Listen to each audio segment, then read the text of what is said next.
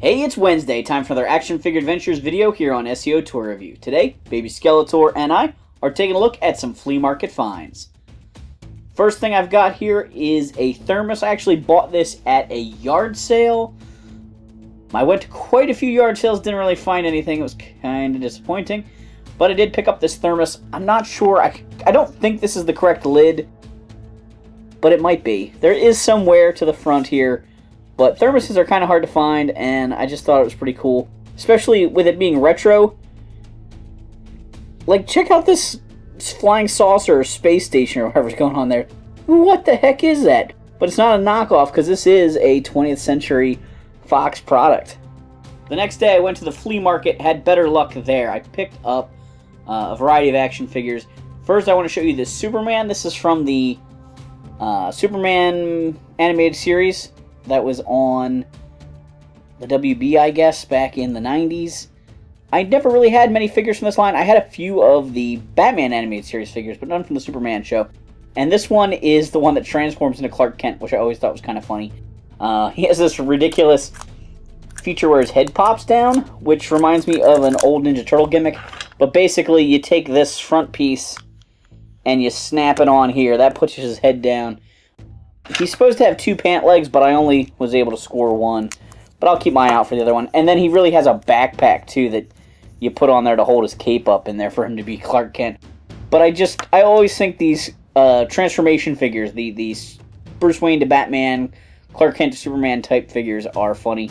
So I had to pick him up. I picked up a modern Cobra Viper. This, I believe, is from an Arctic unit that they had done. He has his goggles there on top of his head. That's kind of a deal breaker for me with the modern Vipers. I think they look weird without him. He also has his pistol down here in his holster. He's got his vest and his belt, so he's pretty decent.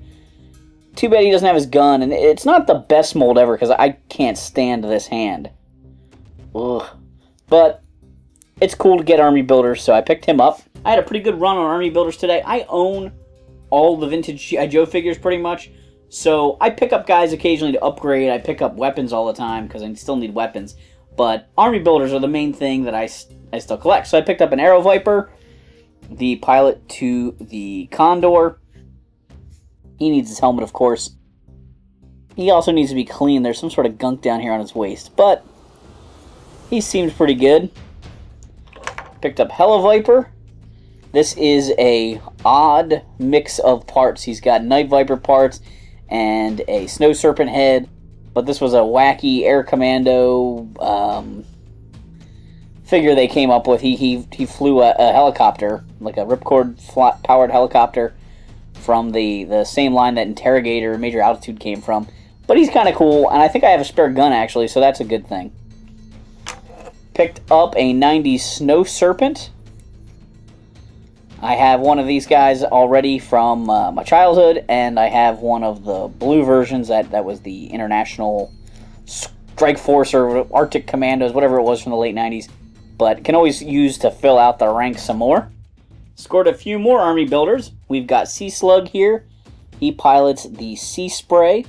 Not really my favorite Army Builder figure, but I can't seem to pass him up. I've actually got a handful of these guys.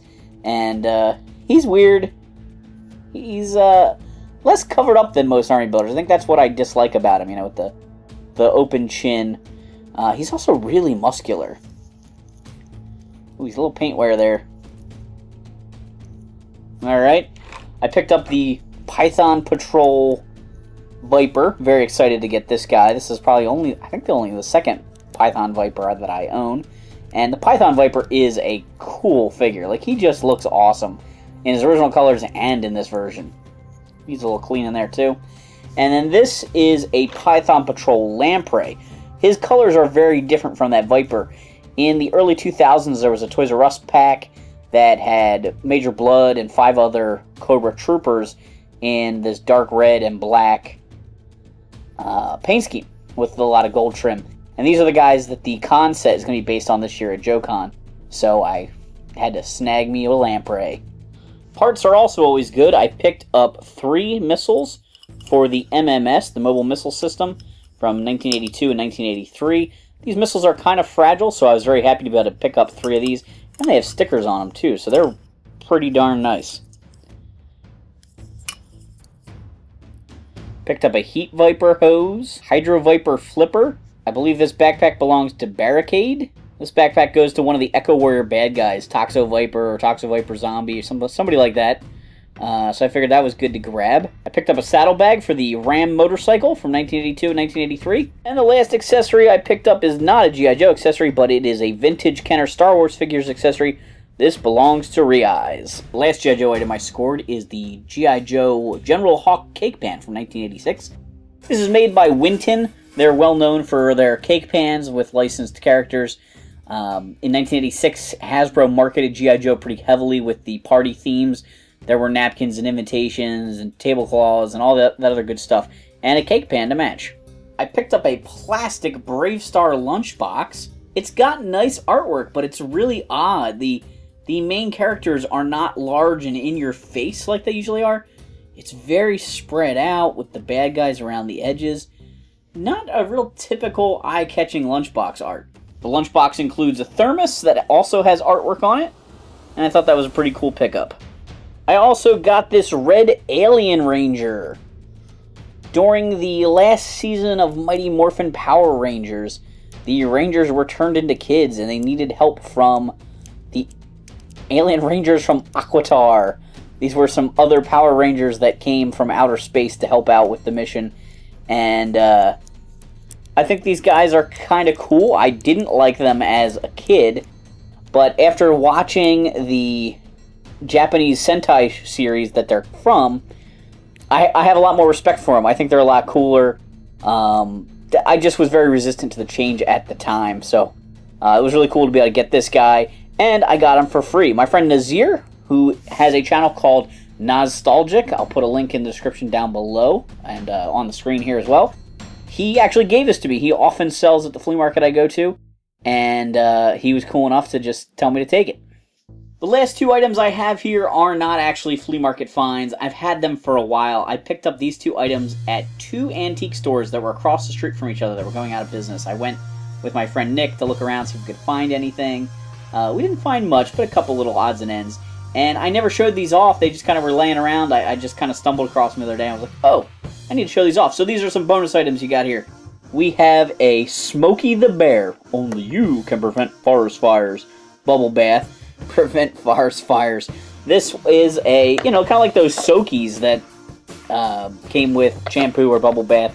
I really like these things, and Smokey the Bear just seems like a really odd property for one, so I had to pick that up. And then the other thing we have here is a Lost Galaxy Megazord from Power Rangers. And this is made up of the Galactabeasts. This is an action figure, but not actually a transformable Zord. This doesn't come apart. It just has articulation at the head, at the shoulders, at the elbows, the wrists, the hips, and the knees, as well as the ankle. So it's pretty well articulated, but still not amazing. Considering it doesn't transform, you'd think it could be maybe even a little bit better than the standard Megazords. But I don't have any of the Lost Galaxy Zords, and it's pretty decent size for a Megazord. It kind of works with the, 8-inch vinyl monsters from Mighty Morphin, so I decided to pick it up. It was pretty reasonably priced, a little higher than I really wanted, but not too far out of the range I like to pay for this kind of thing.